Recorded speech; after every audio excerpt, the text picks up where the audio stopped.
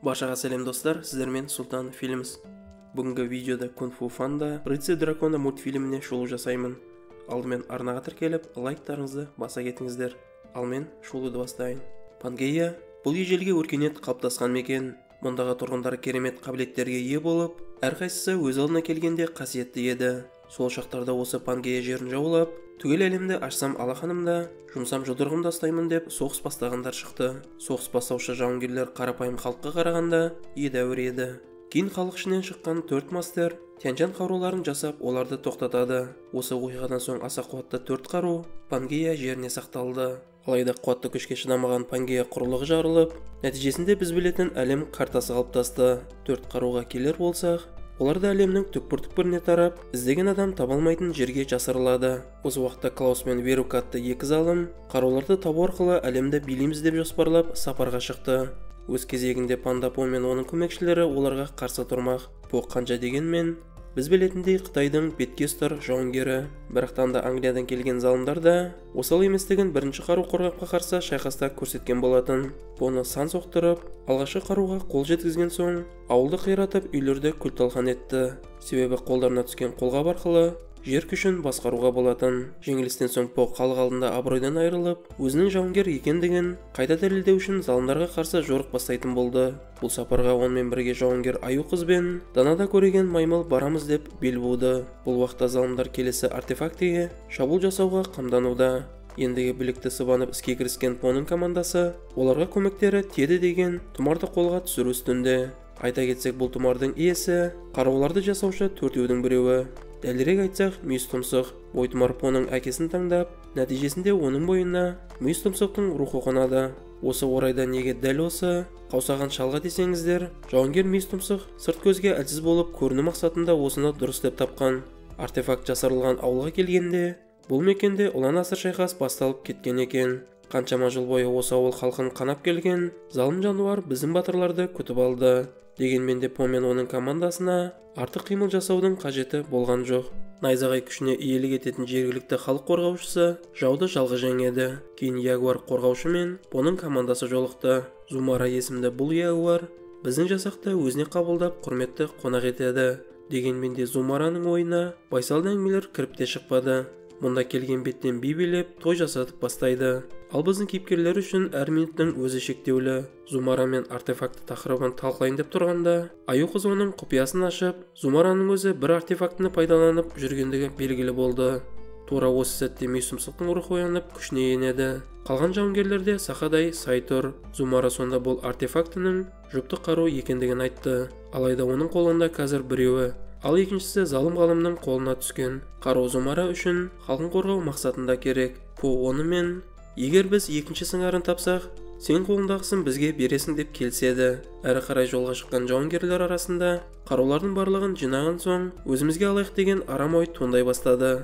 Сонда Мастодонт рух ашуланып, оларға Пангеяның осы ой үшін бөлінгенін айтады. Кейін алыстан залым ғалымның мекені көрінді. Мастодонт әлі ашуынан тарқамай қойған соң, По оны ағашқа байлап кетті. Әйтпегенде бұларға әрлі-берлі кедергі жасайтын. Ғалымға жету жолында Поның командасы тас өрмекшілермен бірге айқасты. Бұлармен күш сынастыру қиын болмаса да, әуеден пайда болған Верука жұбы панданың тобына кедергі жасай бастады. Бастарына киген жел күшін беретін артефакт арқылы зор қиын тудырғанда, біздің кейіпкерлер сиқырлы күшке сиқырмен жауап береді. Мұның нәтижесінде 2 сиқыр кескілесіп, үлкен жарылыс орын алды. Жарылыс салдарынан жан-жаққа атылған кейіпкерлер ес-түссіз халде қалды. Кейбірінің құлақтары бітеліп, саңырау болып қалады. Араларындағы ең ауыр жарақат алған маймыл еді. Бұл апат жайлы Мастодонт ескерткен болатын. Бойында күші бар рухқа Поның әкесі балаларға көмектесіп өтініп сұрап, сол арқылы оның разылығын алады. Осыдан соң Мастодонт сиқырлы қамшысымен Веруканың қолын орап алды. Әрі-бері тартып қолғапты шешуге ұмтылса да, Верука тез әрекет етіп, қолғаппен жерде соғып қалады. Бұл атылғалы тұрған жанартауды оятатындай. Кейін Веруканы әуеден келген бауыры құтқарып алса, По мен командасына Агнес атты біз зұлымдап жүрген ғалым өз мекеніне алып кетеді. Агнес 3 ағайынды сауыттылармен бірге тұрады екен. Сауыттылар кезінде Зуманың жауынгері болған еді. Мұндай жердің шұрай жоқ болғандықтан, Агнестің бастауымен оның тас шаяндары жақын маңдағы ауылдарды тонайтын болып шықты. Ал біздің Аю қыз Агнеске аса сене қоймайды. Сонда Агнес сөз алып, өзін ақтау әңгімесін бастап кетті. Кезінде маңайдағы ауылдарда жұт жайлап, халық астыққа зәру болғанда, ел арасынан Альфред есімді аю жігіт шыққан еді. Бұл аю қыздың ағасы болатын. Альфред Агнеспен кездесіп, бірге артефактыны қолға түсіріп, халыққа жәрдемдесейік деп келіскен екен. Бұл уақытта екі артефактыны қолында ұстап, ойран салып жүрген Зума Ягуар бұларға жау еді. Альфред илхам үшін деп, ойланбасымен онымен шайқаса кетеді. Шайқас нәтижесінде олар тек бір ғана артефактыны қолға түсіреді. Оның көзін жою мүмкін емес болған соң, Альфред оны өзімен алып Англияға кетіп қалған екен. Осы әңгіме кезінде Агнес аю қыздың оның қарындасы екендігін білген соң, досының жағдайын сұрайды. Дегенмен Альфредтің қазір бұл өмірде жоқ екендігін естіп, біраз құлазып қалды. Альфредтің артефактын алып, Англияға кеткенін естіген соң, біздің кейіпкерлер келесі қаруды Англиядан іздейміз деп құлазып қалды. Дегенмен мойынсұнып осы жерден берілсе, әлем жауыз верукалардың қолына түспек. Оларға бұл жолда шайқасатын серіктес керек. Осы себеппен біздің топ құрбақалар ауылына келді. Пел-пел есімді тайпа басшысы мен Агнестің арасында дау-дамай орын алған еді. Осы кездесуде мұның нүктесі қойылып, дұшпандар татуласты. Сонда әуеден Верука мен бауыры мінген кеме байқалды. Пел-пел жаңа серіктестерін үй ішіне жасырып, бұлар жерге түскенде панданың тобын көрмедім деп жалған мәлімдеме береді. Бірақ оңай сенбейтін Верука құрбақаны қатты қысып, оны тергеуге алған соң, ақыры оны сөйлете алмай өздерімен бірге әуе кемесіне алып кетеді. Сол сәтте мұнда Зума келе қалды. Верука келесі артефактыны алдыма өзі-ақ келеді деп мәз болысты. Дегенмен де оңай ұтылатын Зума жоқ екен. Верукаға қарсы жақсы қарсылық көрсетіп, кейін оның қолғабы мен бас киімін тартып алды.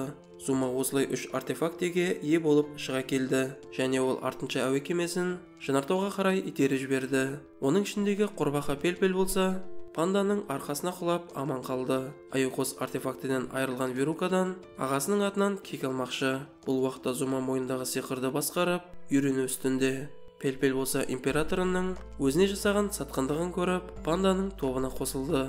Ендегі біздің кейіпкерлер бірігіп, бұл басынып кеткен патшайымды сабасына түсіруді ойлайды.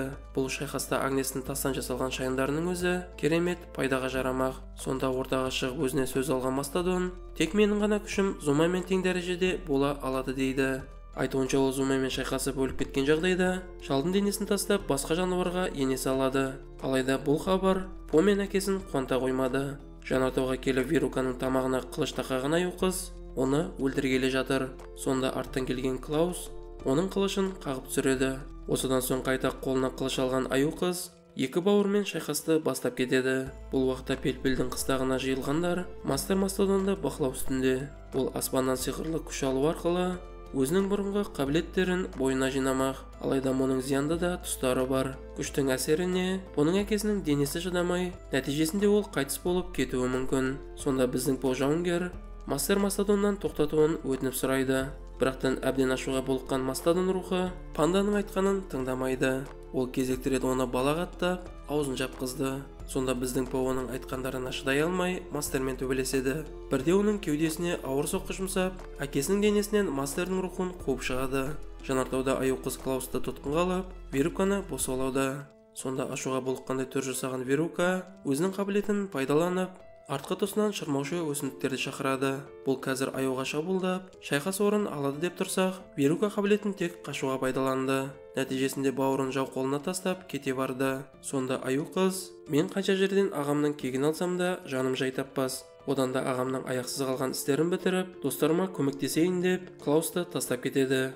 Достарына оралған аю қыз 4 артефактіге ие болған Зуманың қалай аспанда асыр салып жүргенін көреді. Бұл уақытта оны күтіп алған панда По әкесінен Мастер Мастодонның күші кеткендігін айтады. Сонда ол кімнің денесіне қонды деген сұраққа По өзін көрсетеді. Рухты әлемде Мастодон панда Поға менің ісіме араласпа, мен саған Зуманы жеңіп беремін дейді. Кейін жұдырықтай жұмылған біздің кейіпкерлердің ақтық шайқасы басталды. Аспандағы Зума бұларды көріп, өзіне бүтін бір ауылдың адамдарының қарсы шыққалы жатқандығын түсінеді. Сонда патшайым өзінің жеке қарамағындағы жауынгерлерін шайқасқа жібереді. Өздері мінген шайындары арқылы жауынгерлер Мастодонды қорғап, оны әр қарай өткізсе, мұндағы жұрт үміт артып отырған Мастодон анау айтқандай керемет шайқаса қоймады. Жаңағы Поға Зумды жеңіп берем деген уәдесін орындай алмай, айқаста жеңіледі. Бұл түгелмен Пел-пел бастаған жауынгерлердің үрейін тудырған еді. Сонда Пел-пел патшайымның алдында шындықты айтып, сен халық қорғаушысы емес, халық қорлаушысы атандың дейді. Өз кезегінде бұл күшіне еніп отырған Зуманы ашуға булықтырды. Сонда біздің панда қайта есін жиып, бұл жолы өз басқаруымен күреспек. Аюқ қызбен біріккен ол Зума орналасқан жерге алып ұшады. Бұл уақытта Зума ашуланып, қаланы найзағанмен қиратып жатқан еді. Секіріп келген панда Зуманың артефактісіне жармасты. Оған сен халықты қорғайтын батырсың ғой деп айтып көрді. Алайда қарудың күшінен Зума есінен алжасты. Сонда ол бар күшімен пандаға соққы жұмсайды. Бұл қарудың күшін тауысып тастаса, жерге құлаған панда өлі жануардай жата қалды. Әкесі ұлым өлді деп зарлай кеткенде, аюқ құс Зумаға шабуылдайды. Осы уақытта рухтар әлемінде панда мен мастерді қара құрдым жұтқалы жатыр. Сонда мастодонт Тянь-Шань қаруының ережесін айтады. Ереже бойынша ұтылған командадан кем дегенде бір адам өз рухын қара құрдымға жіберуі керек. Ал жаңағы панданың айқасы біздің мастерге ұнап қалды. Себебі ол күші әлсіз болып тұрса да берілмей, командасы үшін соңына дейін бара алатындығын дәлелдеді. Мастер Мастодонт өзінің соңғы сөздерінде: менің командам мықты болғанымен біз әлемді құртып алдық, ал сенің командаң әлемде қайта қалпына келтіреді дейді. Артынша ол қолын жіберіп қара құрдымға кетті. Осы өмірде Зума аюқ қызды жерге жатқызып қойып, өте ауыр соққы жұмсамақ. Аюқ қыздың бүкіл өмірі көз алдынан өтіп жатқанда, біздің панда қайта есін жинап Зумаға атылады. Оны бір соққымен аюқ қыздан итеріп, кейін мықты тебісі арқылы басындағы дулығаны шешеді. Сонда ауаны басқару күшін істен шығарып, пирамида жерге құлай бастайды. Жоғарыдағы қабырғаға Зума лақтырған артефакты қадалып қалған еді. Панда мен аюқ оны соңғы сәтте алып үлгеріп, жылдамдық күшіне ие болады. Сонда панда тез арада барлық артефактыны өзіне алып шыға келді. Бұл Зуманы амалсыз берілуге мәжбүр етеді. Халықты сатқан Зуманың жазасын халық беретін болды. Ал біздің панда бастаған команда Англияға сапар шегіп, сонда қалған артефактыны алмақ. Осылайша бүгінгі видео соңына жетті.